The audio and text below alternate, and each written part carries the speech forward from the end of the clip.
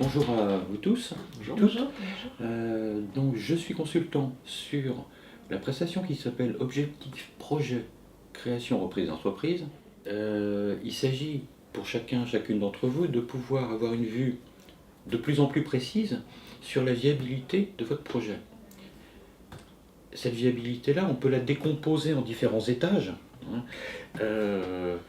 L'étage commercial, c'est de répondre à la question, est-ce qu'il y a suffisamment de clients qui seraient intéressés par ce que vous proposez comme produits et services pour faire tourner l'activité. Ensuite, comment vous allez vous prendre pour vous identifier vis-à-vis de ces clients. Donc par quel type de message et par quel type de support. L'aspect financier, c'est essentiellement la recherche de la rentabilité de votre affaire, c'est-à-dire est-ce qu'il y a moyen de vous rémunérer à la hauteur que vous le souhaitez et quel chiffre d'affaires il faut générer pour que ça devienne possible.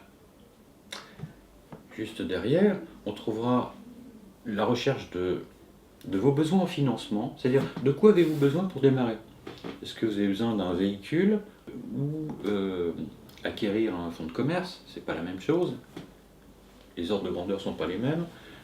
Ou juste vous suffire d'un fonds de roulement pour le temps d'être payé par vos clients. Vous voyez, c'est des besoins de nature différente.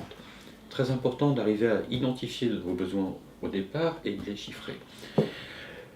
Enfin, l'aspect juridique, c'est le choix du type de structure. Vous voyez, tout le monde parle d'auto-entrepreneur parce que ça existe depuis 2009. C'est une type de structure extrêmement simple à créer, mais qui a ses limites. Donc dans certains cas, il faut étudier si ça peut suffire comme mode de démarrage ou s'il faut tout de suite penser plus grand parce que votre activité va prendre de l'ampleur et qu'il faut avoir des salariés, il faut pouvoir faire travailler la sous-traitance, il faut...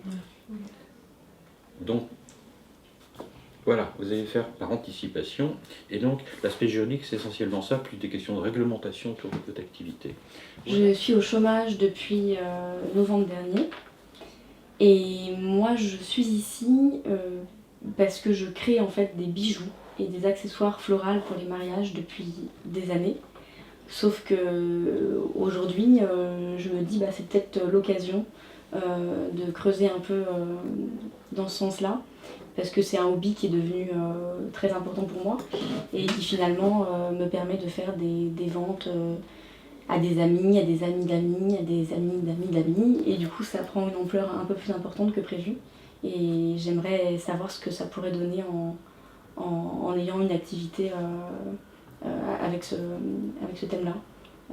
En complément d'une activité principale qui resterait... Oui, exactement. D'accord. Oui. Très bien. Alors moi c'est Julien, je suis à la base journaliste et j'ai été responsable de service communication dans une collectivité pendant 7 ans. Et je cherche à me réorienter plutôt vers le monde du spectacle vivant dans lequel j'ai pas mal de connexions. Avec des amis qui sont dans ce domaine, on va essayer de créer une société globale à destination du spectacle vivant avec chacun sa spécialité. Multiples activités. Merci beaucoup d'avoir pris la peine de sauter du grand plongeoir. Et puis, on va faire ensuite le nécessaire pour administrativement vous entrer sur l'action et prévoir un prochain rendez-vous. Voilà. Très bien, merci. Alors en fait le cheminement, moi j'étais arrivée avec l'idée de trouver un fonds de commerce pour implanter mon restaurant à Paris. Oui. Donc j'étais activement en recherche à l'époque. Il se trouve qu'en fait les choses se précisant, j'ai décidé d'aborder plutôt mon concept par l'angle restauration à domicile ou pour des événements, dans des entreprises, chez des particuliers.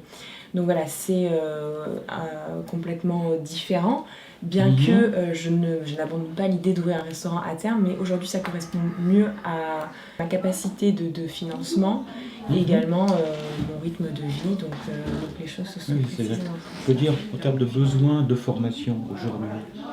Alors aujourd'hui, donc, pour vraiment créer ma structure juridique, il faut que je fasse la formation HACCP et permis d'exploitation tout de même parce que je propose une offre de cocktail.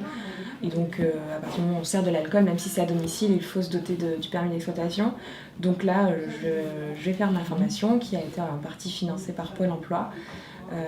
Et ce qui me permettra vraiment d'être dans les clous niveau réglementation et aussi de coller au plus près de ces normes d'hygiène qui sont hyper importantes dans le milieu.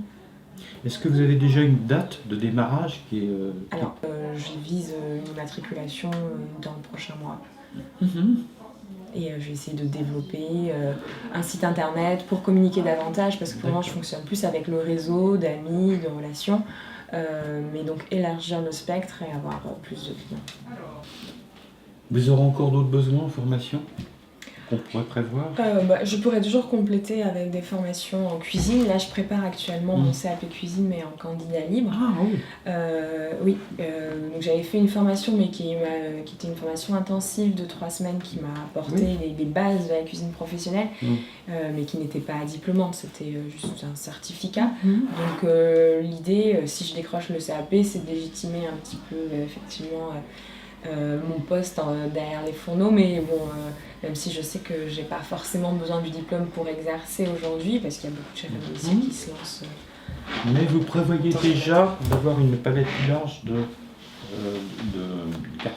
Voilà, l'idée c'est vraiment d'essayer d'avancer, et puis je pourrais toujours compléter par des formations ponctuelles sur des thématiques de cuisine, des types de cuisson, basse température, pâtisserie, parce que c'est quand même, la pâtisserie ça reste un métier différent que celui de cuisinier.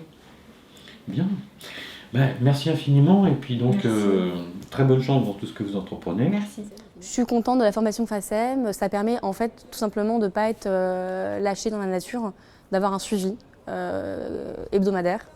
Et ça permet d'avoir des étapes, en fait, des petites étapes, mais chaque semaine, une pierre en plus. Et moi, ça m'a permis d'avancer en tout cas dans mon cas concret. On a eu des idées en fait ensemble sur ce projet de création d'entreprise, de création de bijoux fantaisie. De cibler des actions marketing, type site internet, carte professionnelle et aussi démarchage aussi auprès de revendeurs. Ce qui m'a permis de trouver en l'occurrence une boutique de revendeurs qui donc a pris des bijoux en vente, qui fonctionne assez bien, donc je suis contente. Et je suis en cours de démarche pour l'immatriculation.